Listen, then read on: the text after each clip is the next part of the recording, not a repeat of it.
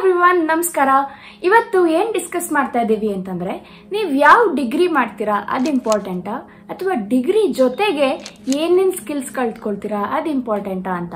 By the end of this video ನಿಮ್ಗೆ ಒಂದು clarity ಬಂದಿರುತ್ತೆ. ನಾವು ಡಿಗ್ರಿ ಮಾಡ್ಬೇಕಾದ್ರೆ ಏನೇನ್ ಕಲ್ತ್ಕೊಳ್ಬೇಕು, ಯಾವ ಡಿಗ್ರಿ ಇಂಪಾರ್ಟೆಂಟ್, ಯಾವ ಡಿಗ್ರಿ ಮಾಡ್ತಾ ಏನೇನ್ ಸ್ಕಿಲ್ ಕಲ್ತ್ಕೊಳ್ಬೇಕು ಅನ್ನೋದು ನಿಮ್ಗೆ ಒಂದು ಕ್ಲಾರಿಟಿ ಬರುತ್ತೆ. So let's start with what is important before you start your degree. Okay, let's begin with ಬರೀ ಒಂದು ಡಿಗ್ರಿ ಮುಗಿಸ್ಕೊಂಡ್ರೆ ಸಾಕ. ಫಾರ್ ಎಕ್ಸಾಂಪಲ್, ನೀವೇನಾದ್ರೂ BE ಅಥವಾ BTech ಮಾಡಬೇಕು ಅಂತಿದ್ದೀರಾ ಅಂದ್ರೆ ಇದು ಒಂದು 4 years ಕೋರ್ಸ್. ಈ 4 years ಅಲ್ಲಿ ನೀವು ಎಷ್ಟೊಂದು ಹೊಸ ಹೊಸ ಸ್ಕಿಲ್ಸ್ ಕಲ್ತ್ಕೊಳ್ತೀರಾ, ಹೊಸ ಲ್ಯಾಂಗ್ವೇಜಸ್ ಕಲ್ತ್ಕೊಳ್ತೀರಾ, ಹೊಸ ಸಬ್ಜೆಕ್ಟ್ಸ್ ಕಲ್ತ್ಕೊಳ್ತೀರಾ. ಬಟ್ ಇಷ್ಟು ಸಬ್ಜೆಕ್ಟ್ಸ್ ನೀವು ಕಲ್ತ್ಕೊಂಡ್ರೆ ಇಂಡಸ್ಟ್ರಿಗೆ ಒಂದು ಇಂಟರ್ವ್ಯೂ ಕೊಡೋದಕ್ಕೆ ರೆಡಿ ಆಗ್ತೀರಾ? Definitely not. ಇವಾಗ ಎಲ್ಲಾ ಪೇರೆಂಟ್ಸ್ಗೂ ಏನ್ ಮೈಂಡ್ ಸೆಟ್ ಇದೆ ಅಂದ್ರೆ not every one, 90% of the ಪೇರೆಂಟ್ಸ್ಗೆ ಏನ್ ಮೈಂಡ್ ಸೆಟ್ ಅಂದ್ರೆ engineering is a professional course. ಇವಾಗ 4 years ಡಿಗ್ರಿ, ಇಲ್ಲಿ ನೀವು ಎಲ್ಲ ಕಲ್ತ್ಕೊಳ್ತೀರಾ, ಅಡಿಷನಲಿ ಏನು ಮಾಡ್ಬೇಕಾಗಿಲ್ಲ, ಇದು ಕಲ್ತ್ಕೊಂಡ್ರೆ ಸಾಕು, ಇಂಜಿನಿಯರಿಂಗ್ ಮುಗಿಸಿದ್ರೆ ಸಾಕು, ನನ್ನ ಮಗ ಅಥವಾ ನನ್ನ ಮಗಳು ಲೈಫ್ ಸೆಟ್ಲ್ ಆಗುತ್ತೆ ಅಂತ ಅನ್ಕೊಂಡಿರ್ತಾರೆ. ಬಟ್ ಟು ಬಿ ಆನೆಸ್ಟ್, ಒಂದು ಡಿಗ್ರಿ ಆಕ್ಚುಲಿ ಏನಕ್ಕೂ ಸಾಕಾಗೋದಿಲ್ಲ. ಒಂದು ಇಂಡಸ್ಟ್ರಿಯಲ್ಲಿ ಕೆಲಸ ಮಾಡೋದಕ್ಕೆ ನೀವು ಡೆವಲಪ್ ಮಾಡ್ಕೋಬೇಕಾಗಿರೋ ಸ್ಕಿಲ್ಸ್ ನೀವು ಇಂಜಿನಿಯರಿಂಗ್ ಮಾಡಿದ್ರೆ ಅಷ್ಟೇ ಡೆವಲಪ್ ಮಾಡ್ಕೊಳ್ಳೋದಕ್ಕೆ ಸಾಧ್ಯ ಇಲ್ಲ. ಅದಕ್ಕೆ ನೀವೇನ್ ಮಾಡಬೇಕು ಅಂದ್ರೆ, ಸ್ಟಾರ್ಟಿಂಗ್ ಇಂದಾನೆ you have to focus on ನಂಗೆ ಯಾವ ಸ್ಕಿಲ್ಸ್ ಇಷ್ಟ. ಅಂದ್ರೆ ಇಂಜಿನಿಯರಿಂಗ್ ಮಾಡಾದ್ಮೇಲೆ ಕೆಲ್ಸಕ್ಕೆ ಹೋಗ್ಬೇಕಾ ಅಥವಾ ಮಾಸ್ಟರ್ಸ್ ಮಾಡ್ಬೇಕಾ ಅಂತ ನೀವೊಂದು ಮೈಂಡ್ ಸೆಟ್ ಬಿಲ್ಡ್ ಮಾಡ್ಕೋಬೇಕು. ಅದಕ್ಕೆ ನೀವೇನ್ ಮಾಡ್ಬೇಕು ಅಂತಂದ್ರೆ ಸ್ಕಿಲ್ಸ್ ಅಡಿಷನಲಿ ಡೆವಲಪ್ ಮಾಡ್ಕೊಳ್ಬೇಕು. ಇವಾಗ ಇಂಜಿನಿಯರಿಂಗ್ ಜೊತೆಗೆ ನೀವು ಅಡಿಷನಲಿ ಒಂದ್ ಸ್ವಲ್ಪ ಸರ್ಟಿಫಿಕೇಶನ್ಸ್ ಆಗಿರ್ಬೋದು, ಇಲ್ಲ ಸ್ಕಿಲ್ಸ್ ಆಗಿರ್ಬೋದು ಡೆವಲಪ್ ಮಾಡ್ಕೊಳ್ಬಹುದು. ನೆಕ್ಸ್ಟ್ ನೀವೇನ್ ಇಂಪಾರ್ಟೆಂಟ್ ಥಿಂಗ್ ಕನ್ಸಿಡರ್ ಮಾಡಬೇಕು ಅಂತಂದ್ರೆ, ನೀವೇನಾದ್ರೂ ಮಾಸ್ಟರ್ಸ್ ಮಾಡಬೇಕು ಅಂತಿದ್ದೀರಾ, ಇವಾಗ ಇಂಜಿನಿಯರಿಂಗ್ ಆಗಿದ ತಕ್ಷಣ ಮಾಸ್ಟರ್ಸ್ ಮಾಡ್ತೀನಿ ಅಂತ ನಿಮ್ಗೊಂದು ಮೈಂಡ್ ಸೆಟ್ ಇದೆ ಅಂತಂದ್ರೆ ಅದ್ರ ಮೇಲೆ ನೀವು ಫೋಕಸ್ ಮಾಡ್ತಾ ಹೋಗಿ. ಮಾಸ್ಟರ್ಸ್ಗೆ ಏನೇನ್ ಇಂಪಾರ್ಟೆಂಟ್ ಆಗುತ್ತೆ ಅಂತಂದ್ರೆ, ನೀವು ಮಾಡೋ ಪ್ರಾಜೆಕ್ಟ್ಸ್ ಅಂಡ್ ದೆನ್ ನೀವು ಮಾಡೋ ರಿಸರ್ಚ್ ಪ್ರಾಜೆಕ್ಟ್ಸ್.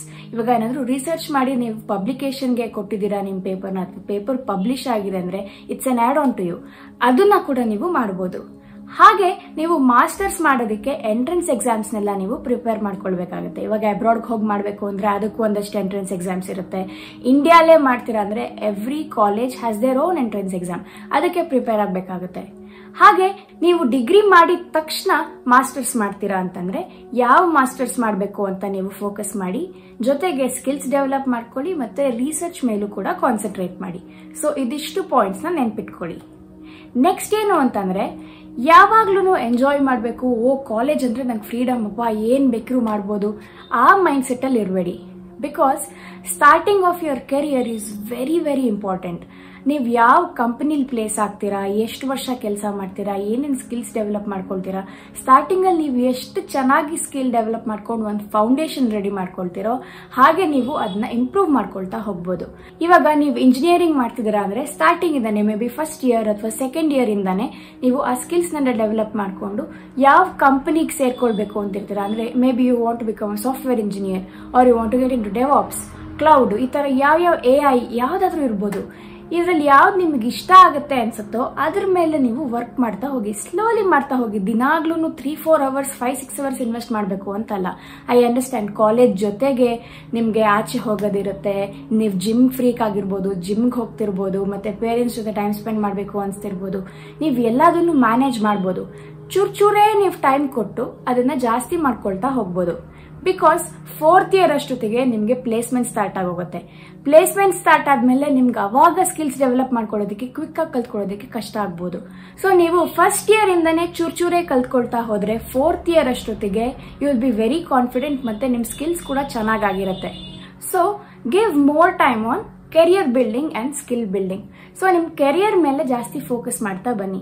ಎಂಜಾಯ್ಮೆಂಟ್ ಮಾಡೋದು ಇಟ್ಸ್ ವೆರಿ ಕಾಮನ್. ಇವಾಗ ಕಾಲೇಜ್ಗೆ ಹೋಗಿದ ತಕ್ಷಣ ಮೂವಿಗೆ ಹೋಗೋಣ, ಆಚೆ ಹೋಗೋಣ, ಎಲ್ಲಾದ್ರೂ ಒಂದಿನ ಬಂಕ್ ಮಾಡೋಣ, ಇಟ್ಸ್ ವೆರಿ ಕಾಮನ್. ಇದನ್ನು ನೀವು ಮಾಡ್ಬೋದು. ಇದ್ರ ಜೊತೆಗೆ please give time for your career and your skills. ಯಾಕಂದ್ರೆ ನೀವು ಕೆರಿಯರ್ಗೆ ಎಷ್ಟು ಟೈಮ್ ಕೊಡ್ತೀರಾ ಮುಂದೆ ನಿಮ್ಗೆ ಅಷ್ಟೇ ಹೆಲ್ಪ್ ಆಗುತ್ತೆ. ಇವಾಗ for example, your parents are around 40 to 45 years old are around 50 years old ಅಂದ್ರೆ ಅವರು first 20 years of their career ಮುಗಿಸ್ಕೊಂಡಿದ್ದಾರೆ, are 25 years of their career ಮುಗಿಸ್ಕೊಂಡಿದ್ದಾರೆ. ಇವಾಗ ಅವ್ರ ಪ್ರಯಾರಿಟೀಸ್ ಏನಿರುತ್ತೆ, ಸ್ವಲ್ಪ ಸ್ಲೋ ಡೌನ್ ಮಾಡ್ಕೊಳ್ಳೋಣ, ಸ್ವಲ್ಪ ಎಂಜಾಯ್ ಮಾಡೋಣ, ಅಥವಾ ಕೆಲಸ ಕಡಿಮೆ ಮಾಡ್ಕೊಂಡು ಹೆಲ್ತ್ ಮೇಲೆ ಕಾನ್ಸಂಟ್ರೇಟ್ ಮಾಡೋಣ, ಈ ತರ ಇರುತ್ತೆ.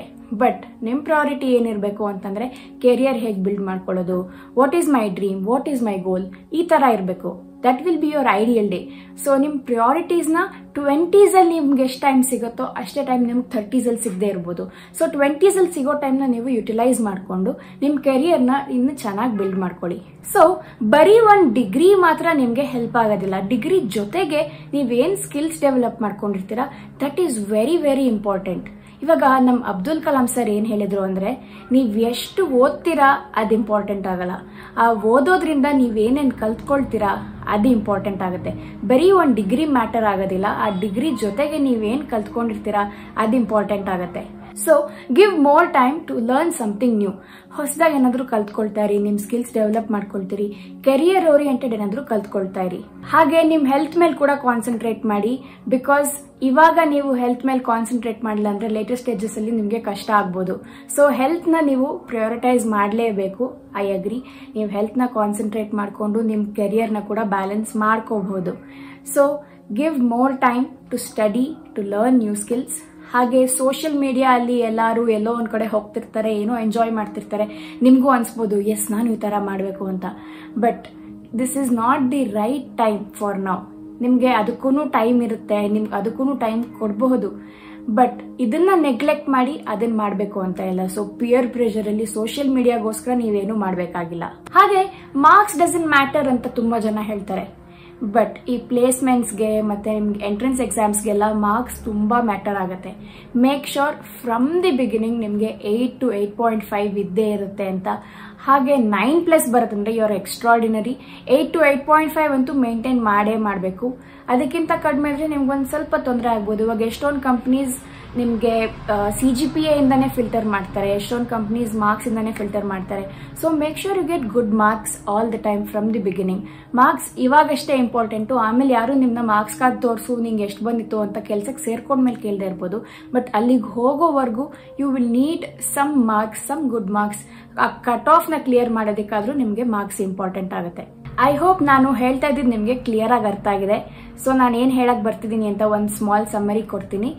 ಸೊ ನೀವು ಎನಿ ಡಿಗ್ರಿ ಮಾಡಿದ್ರೆ, ಯಾವ್ದಾದ್ರು ಡಿಗ್ರಿ ತಗೊಂಡ್ರು ನೀವು ಅಡಿಷನಲಿ ಸ್ಕಿಲ್ಸ್ ಒಂದಷ್ಟು ಡೆವಲಪ್ ಮಾಡ್ಕೊಳ್ಬೇಕು. ನೆಕ್ಸ್ಟ್ ನೀವು ಮಾಸ್ಟರ್ಸ್ ಮಾಡಬೇಕು ಅಂತಿದ್ದೀರಾ ಅಂದ್ರೆ ಮಾಸ್ಟರ್ಸ್ಗೆ ಏನೇನು ಇಂಪಾರ್ಟೆಂಟ್ ಆಗುತ್ತೆ, ಸ್ಕಿಲ್ಸ್ ಆಗಿರ್ಬೋದು, ಪ್ರಾಜೆಕ್ಟ್ಸ್ ಆಗಿರ್ಬೋದು, ರಿಸರ್ಚ್ ಪೇಪರ್ಸ್ ಆಗಿರ್ಬೋದು, ಇದ್ರ ಮೇಲೆ ಕಾನ್ಸಂಟ್ರೇಟ್ ಮಾಡಿ.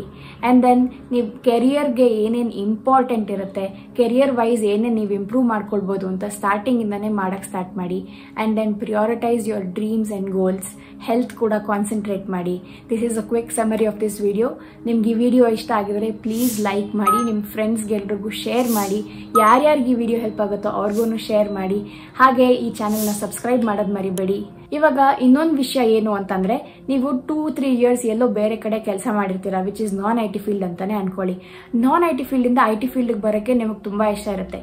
IT ಫೀಲ್ಡ್ ಬರೋದಕ್ಕೆ with few skills and few certifications ನೀವು ಈಸಿಯಾಗಿ ಸ್ವಿಚ್ ಮಾಡಬಹುದು. ಆಮೇಲೆ ಇದೇ ತರ ನಿಮ್ಗೆ ಇನ್ಫಾರ್ಮೇಟಿವ್ ವಿಡಿಯೋಸ್ ಬೇಕು ಅಂತಂದ್ರೆ ಕಾಮೆಂಟ್ಸ್ ಅಲ್ಲಿ ಮೆನ್ಷನ್ ಮಾಡಿ. ಈ ವಿಡಿಯೋ ನಿಮಗೆ ಏನೇ ಡೌಟ್ಸ್ ಇದ್ರೂ ಕಾಮೆಂಟ್ಸ್ ಅಲ್ಲಿ ಮೆನ್ಷನ್ ಮಾಡಿ. We are very happy to help you. Next ವಿಡಿಯೋಲಿ ಇದೇ ತರ ಏನಾದ್ರೂ ಹೊಸದಾಗಿ ಕಲ್ತ್ಕೊಳ್ಳೋಣ. ಅಲ್ಲಿವರೆಗೂ ಬಾಯ್.